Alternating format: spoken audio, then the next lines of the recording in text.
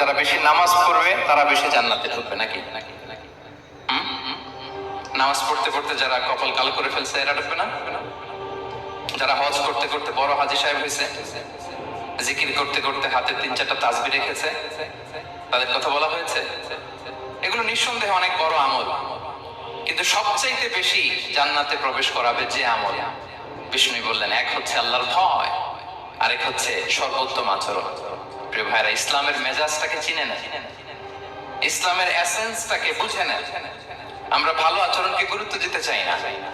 অনেক নামাজি লোক দেখবে নামাজ পড়তে পড়তে কপালে কালো দাগ ফেলে দিচ্ছে, বাসায় বউয়ের সাথে খারাপ আচরণ করে, খিটখিটে মেজাজের, প্রতিবেশীর সাথে শুধু ঝগড়া, কলিগদের সাথে ঝগড়া, মারামারি, দুঃসম্পর্ক, এরকম আছে না? নেই বলেন, আছে না?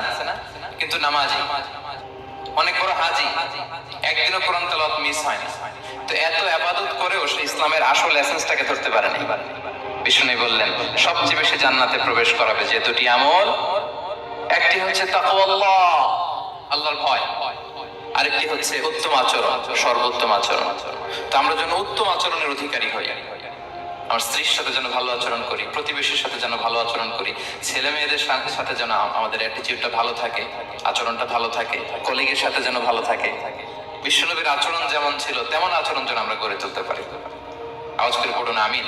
সুনানে আবু দাউদের এক বর্ণনা, বিষ্ণু ইসলাম বলেন, খুব চমৎকার একটি হাদিস, মনোযোগ দিয়ে শুনুন। তিনি বলেন, আনা সাঈনুন বিবাইতিন ফি রাবাদিল জান্নাতি লিমান তারাকাল মিরাআ ওয়া ইন কানা মুহিক্কাহ।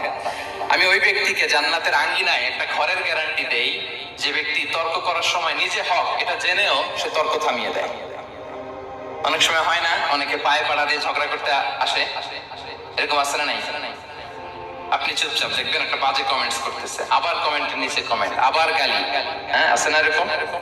বিষ্ণু বলেন, নিজে হক এটা জানার পরেও আর যাতে তর্ক না বাড়ে, যে তর্ক থামিয়ে দেয় জান্নাতের আঙ্গিনায়, তাকে আমি একটা ঘরের গ্যারান্টি দেই। وببيت في وسط الجنة لمن ترك الكذب وإن كان مازحا। আর ওই ব্যক্তিকে আমি জান্নাতের মাঝখানে একটা ঘরের গ্যারান্টি দেই যে ব্যক্তি কৌতুক করার সময়ও মিথ্যা পরিহার করে, করতেছে কৌতুক, ফান করতেছে, হি ইজ কিডিং।